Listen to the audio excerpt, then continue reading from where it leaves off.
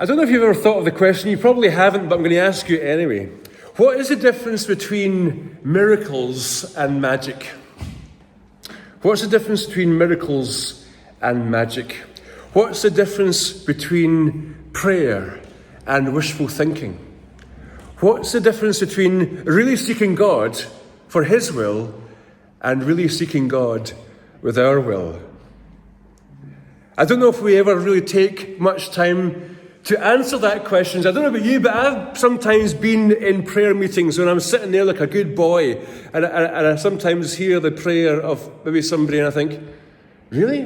That's how we ask God about that? I don't know if you've ever been there. Have you ever been there? You think, well, that's a really interesting prayer. I don't know if I would have the face to ask that. I don't know if that sounds like there's more front than Blackpool there. And there's nothing wrong with bold prayers. But don't you sometimes hear a prayer that's like, well, God, because we're good and because this and because we are praying in this particular way, then God, I expect that this is the way that you're going to answer in light of what I've just prayed. Have you come across that? And we know, don't we? We know that God invites us into this mysterious relationship of prayer. It's an amazing thing. Think about it. That we get to sit down, like here, and ask the Almighty something. The fact that we're able to ask Him something. But sometimes that whole dynamic of how that works takes a long time to figure out. And then what about, those times when we go and ask prayers and God does something? Have you ever had one of those? You've prayed about something, and then before you know it, something happens that couldn't possibly have happened unless it was an answer to God, an answer from God. And then sometimes you get a prayer, don't you? You think, now, this will get God. This will get Him. This is a prayer that He has to answer. This is exactly according to all the things that I read in the Bible. This is a done deal before I even say this prayer. And you sit down and you get yourself ready and you say your prayer and you've got it done, and then nothing happens. Nothing happens. How do you deal with that? How do I deal with that? And then there's those times when something amazingly bounteous and glorious happens and you haven't even but uttered a sentence. You haven't even grumbled a help, and all of a sudden all the resources of heaven come your way. There's a real mystery there. But I go back to my early question. What then is the difference between a miracle and magic? What is the difference between twisting God's arm up His metaphorical back and the response of God in prayer to His people? Back in the days of Jesus, they were really into anything which would help them to manipulate, as they understood it, the natural and the supernatural order of things. And that's why we get a situation like this story here. Well, think about it. We're told this story that this man has been sitting by this particular pool for 38 years. I mean, that's only a few more years than I've been breathing. He's been sitting there, an invalid, for 38 years, waiting just for the right magic moment that he can somehow get into the pool and receive his healing. But he can't do it because scoundrels are there and they get in before him. Can you imagine 38 years of that? It's like being in the queue at the co-op and every single member of the population of Arran gets to check out their cornflakes before you can even check out your Arran banner. Can you imagine the frustration? But more than that, because we're told this man has been sick for a while. And this man's only hope is for some sort of magical concoction that exists in a pool, and only when the waters of the pool are stirred up. The people of the first century were looking for all sorts of magic talismans. He was only going to get healed if he could get in there when the waters were stirred up. However, God, as Jesus is about to display, God does not work that way. And sometimes I think that's quite good. Can you imagine all the rites and rituals and procedures and times of the day and positions of the moon and all that sort of thing that you would have to get in place if that was how God worked? Wouldn't you have to spend the vast majority of your time aligning everything perfectly so you could get the perfect spot for God to zap you with his power and his answer on that particular occasion? And you might think that sounds ridiculous, but how many times in my life have I got into that kind of thinking, well, if I just do this, if I just position myself here, if I just get into this place of waiting, then surely God will see my hunger and thirst, and surely he will respond in that way. Or surely if I get out the biggest piece of paper in the world and confess every tiny little, even possible, minuscule, even potential sins, then my slate will be completely clear because I've confessed each and every single one. And surely then God will respond from heaven. And you start to see how it can be so easy to fall into this trap that somehow we have to manipulate God. And to manipulate him in a way because God can only act in certain ways because God is not free to respond in any other way. That is how we can manage to change this benevolent God into a divine puppet master who waits for the perfect situation before he will display his power. Now, I don't know what situation, if any, you can bring up in your mind where you've maybe sometimes got yourself into that sort of pickle, when you've been going through all the motions and it just hasn't worked. As we come to this story in the Gospels, we'll see that Jesus is trying to point to God in a particular way and say something very specific about God. And that is this, that God is a God of entirely free action. God is entirely free. And friends, that should terrify you. That should terrify you. Because God is not limited by, well, he can be limited by us and by our own narrowness. But God is ultimately free. God does what he pleases. He blesses who he chooses. He acts the way he desires. And somehow still, he involves our prayers and our intercession in that. But as we come to this story, we see that it is Jesus in this story who takes the initiative towards the man. He takes the initiative. Jesus is coming into Jerusalem. He's coming to the temple for one of the festivals, and he sees this man here, and he takes the initiative, and he goes to the man, and he says, "Do you want to be well?" I mean, it's kind of obvious, Jesus. You know, he's sitting by the pool where everyone goes because they want to be well. And all the stories suggest that he's been there for a long time. I mean, he's not just hanging out for the sake of it. But Jesus takes the initiative and goes to the man because God is entirely free. And in God's providence and God's purposes, on this particular day, as he comes across this man, God, in the person of Jesus, takes the initiative and goes and initiates the conversation. There are other things too that we can see as these sorts of supernatural talismans. Like I've mentioned, prayer, sometimes even baptism. You know, we think that there's some sort of mystical thing going on, but we can create these magical spells. But how is the freedom of God unsettling for us?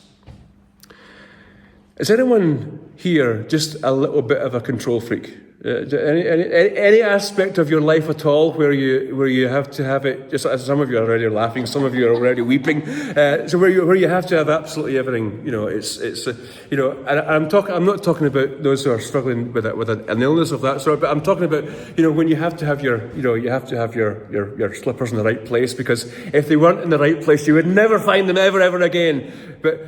Or even just controlling situations in our lives, the things that we prefer in that way. We all know what it is to want to control something. Or maybe you know what it's like to try and control somebody else. Yeah? Now, don't be looking at the person next to you now. No, we're looking at, but we all know that. We all know that. And we, as creation, have got the audacity to sometimes want to control God. A free God can be unsettling because a free God doesn't always play by the rules that we think he should play by. Do you know something? God isn't British. He's not even Dutch. He's not even Dutch. He's not German. He's not South African. God isn't even Scottish either. I mean, God is utterly above and beyond, and he doesn't sort of lay himself down to our norms. God is entirely free. And sometimes we prefer a God who will act according to our own presuppositions or our own theology so that we can deal with this mystery of God. And all these people who are sitting by this pool at Bethesda have fallen into the trap of thinking that the divine, that the power can be manipulated, until up rocks Jesus. After 38 years of fruitless waiting, an unexpected word from Jesus changes the whole scenario. He simply tells the man to get up and pick up his mat and walk. I mean, we were talking last week about the seeming insensitivity of Jesus when he was dealing with the royal official who was told that he wasn't going to go and heal his son, but because of his faith, he spoke the word and his son was healed. Here, in this situation, he places this man in a real sticky wicket. Yes, he's been there 38 years. Yes, he gives the word, pick up his mat and walk. He picks up his mat and starts to walk. But lo and behold, he's done it on the Sabbath. So this guy's about to get into bother because he's done the thing that you're not supposed to do on the Sabbath because we like to control God. It's only humanity that can see a wonder of God and say, God doesn't allow that. Have you noticed that? It's only humanity that could say that. They could see a wonderful act of God and say that's not possible. It's only God who will save a man or a woman from deep in sin, and then for them to present themselves to the church and say, oh, well, I don't know if we can have you, I don't know if we can have you, We'll have to test that quite a bit to see, it's this whole sort of thing. We like to control God, and Jesus steps into this scenario and says, God is entirely free. You've been waiting for 38 years for a talisman. I can give you a simple word, and the change will indeed happen. Do we prefer to keep God in our own theological box because we're happier with him there? We can cope with him better there. Or are we happy for God to be free? And are we not more likely to see the beauty of God in the everyday circumstances when we know for fact that God is absolutely free? But there's a curious response here. Have you noticed the response of this guy who gets healed? Maybe he's just been having a bad 38 years. I think he probably has. But his response to this miracle of Jesus is totally bizarre. His response to Jesus when he's commanded to walk, he does it, sure enough. But then when he goes and reports himself to the religious leaders, he's like, I've no clue what happened. He's a typical, don't get on my case, Gov. It's not my fault I'm picking up my mat and walking. It was that other guy. And then when Jesus comes along and reveals the fact that it was him who healed him, what's the first thing he does? He sticks Jesus right in it. He sticks Jesus right in the mud. I mean, this man who is at this pool isn't doing himself any favours. We're not really invited to like this guy. And so here's another important thing. There is nothing in this man that was deserving of the miracle that Jesus did for him on that day. There was nothing that he had to do. There was nothing that he had to clean up. There was no special attitude that he had to have afterwards. There was no special written in clause that said he had to confess the name of Jesus and follow him all the days of his life when he healed them. How do you deal with a God like that? We're good evangelicals. How do you deal with that? I mean, surely the response to a miracle from Jesus is to submit your life to him straight away and be his loving, faithful, and honest disciple all your days. But he goes off, complains about the fact that it's been done, that he's now in trouble for picking up his mat, and then dobs Jesus in because he wants him to carry the can with the authorities. This is not a grateful guy. Do you hear any gratitude here? What is this saying? Why was Jesus, the one who has got the tap into the source of all knowledge and all wisdom and all understanding. Why choose this particular guy to do this third sign? The guy who's going to be ungrateful. And he's not going to be a good investment of discipleship hours. He's not going to produce the fruit that you want. He's just going to be a healed pain in the neck, as opposed to a transformed life. Friends, it's because God is entirely free. As God is entirely free. There is nothing in us. There is nothing in us that needs to be there for God to act, for God to heal, for God to exhibit his power. Do you have trouble with that? I've got trouble with that, because I think I'm a good boy. I'd like to think that after all these years of following Jesus, somehow I'd be able to get closer to the front of the queue. Somehow. But God is entirely free. But the more I think about it, the more I'm delighted about that. Because the more I think about that, the more I'm reminded that the only thing that I'm invited to do is to rely on grace. Is to rely on grace. God's favour and blessing for those of us who definitely don't deserve a single thing. Don't try and work it up, friends. Don't try and work it up.